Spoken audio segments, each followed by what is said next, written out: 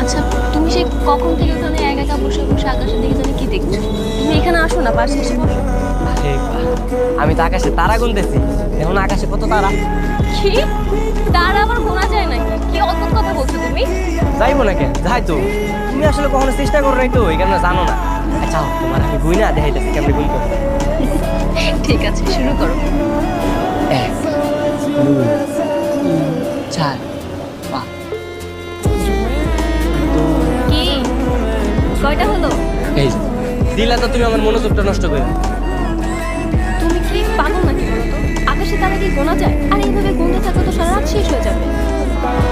তুমি ঠিক কইছো, কিন্তু আমার কাছে আরেকটা বুদ্ধি আছে। কিন্তু অমনি গুনতে গেলে খাতা কলম লাগে। কেন খাতা কলম কেন? এই যে আজকে যে তারাগুলো গুনবো না, সব খাতায় লেখা রাখবো। আবার কালকে আবার নতুন করে যদি গুনবো আবার লেখা রাখবো, তাহলে তো কাজ আগায় গেল। তুমি কি জানো, তুমি কিন্তু আসলে একটা পাগল। তোমার মতো পাগল আমি পৃথিবীতে আর একটাও দেখিনি। তোমার হাসিটা না অনেক সুন্দর। আচ্ছা, তোমাকে একটা কথা জিজ্ঞেস করি। হ্যাঁ, জিজ্ঞেস করো। এই যে আমার মা তোমাকে সবসময় বকাঝকা করে, অনেক কষ্ট দিয়ে কথা বলে, তোমার কি কখনো মন খারাপ হয় না? তোমার কখনো মনে হয় না সবকিছু ছেড়ে দিয়ে তুমি আবার গ্রামে ফিরে যাও? মন খারাপ তো হয়, মাঝে মাঝে কষ্টও লাগে। কি করবো, গরিব মানুষ তো, সেই সব মাইনে নিতে হয়। আর গ্রামে যেয়ে কি করবো, সেটা তো কোনো কাজ কাম নাই। কাজ কাম না থাকলে তো খাইতে পারবো না, চলতে পারবো না ঠিক মতো। এই কারণে ঢাকা শহর আইসি, যদি একটু কাজ কাম করে টাকা পয়সা কামাইতে পারি, তাহলে আমার মার চিকিৎসা করবো। এখন তো বকা খাইতে গিয়ে তো অভ্যাস হয়ে গেছে, এখন আর কিছু মনে হয় না। একটা কথা কি জানো, তুমি অনেক সহজ সরল ছিল, আর আমি অনেক কঠিন একটা মেয়ে।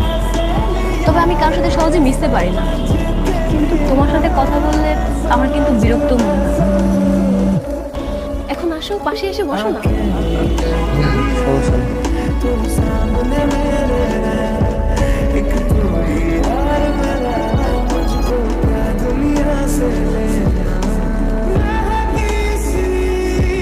তুমি রান্না করতে পারো? তোমার বাসাতে আমি রান্না করতাম, তখন দেখো নাই? হ্যাঁ দেখেছিলাম, কিন্তু আমাদের তো গ্যাসের চুলা ছিল, আর এখানে মাটির চুলা কি করে রান্না করছো আমি কিছুই বুঝতে পারছি না। মাটির চুলায় রান্না করা আরো বেশি সহজ। দেখো আমি কেমন রান্না করি। তবে একটা বিষয় কি জানো, তোমার যে বউ হবে সে কিন্তু অনেক লাকি হবে। কেন? এই যে তুমি রান্না করতে পারো, তোমার বউ যখন অসুস্থ থাকবে তখন তো তার কষ্ট করে রান্না করতে হবে না, তুমি তো রান্না করে খাওয়াতে পারবে। নিজেই খাইতে পারি না, আবার বিয়া করে আরেকজনকে খাও। এমন একটা ভাব ধরলে যেমন তোমার বউ পৃথিবীর সব কিছু খেতে হবে। দেখো আমার তো এখনো বিয়ে করার সময় হয়, এই কারণে আমি এইসব নিয়ে ভাবতে চাই না। যখন বিয়ে করবো তখন ভাববো। একা একা তো জীবন চলে, তুমি একা একা কতদিন ধরে রান্না করে খেতে পারবে? আমি একা করি, এই যে তুমি আসো না, আমি তো সারা জীবন থাকবো না, তখন যখন চলে যাবা তখন ভাবা যাবে। তখন আমি এগুলো নিয়ে ভাবতে চাই না। তুমি একটা কাজ করো, যে আমি ওই জায়গায় সবজি কাইটা রাখছি, তুমি একটু নিয়ে আসো। ঠিক আছে।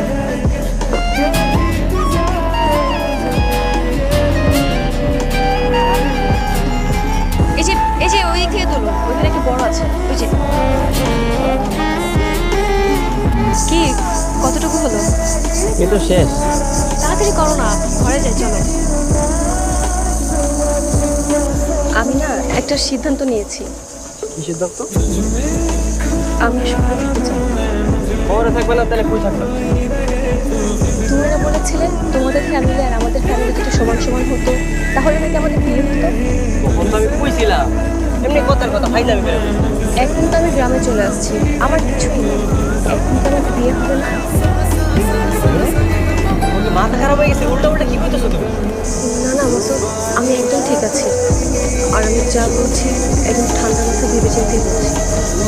আমি তোমাকে বিয়ে করতে চাই। মামা আমি জানতে পারি ঢাকা থেকে আইসা আমার একেবারে ফ্রেন্ড তো খবর দিয়ে দিই। ভালো কিন্তু চলে একবার বিয়ে হয়ে গেলে কেউ কিছু করতে পারবে না। কিন্তু কিন্তু কি, আমাকে কি তোমার পছন্দ না? আমি দেখতে সুন্দর। দেখো তুমি দেখতে সুন্দর, কিন্তু আমার মতো এরকম সহজ সরল একটা পোলাকে বিয়ে করবো? হ্যাঁ করবো। আর তুমি যদি আমাকে বিয়ে না করতো না, তাহলে কিন্তু আমি গ্রামে থাকবো না, শহরে ফিরে যাবো। যেদিকে তুমি চলবে আমি সেদিকে চলে যাবো।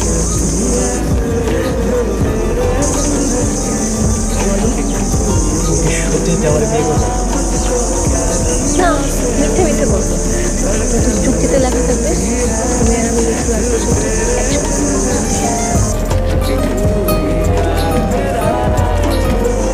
আচ্ছা ঠিক আছে, চলো বাড়িতে চলো।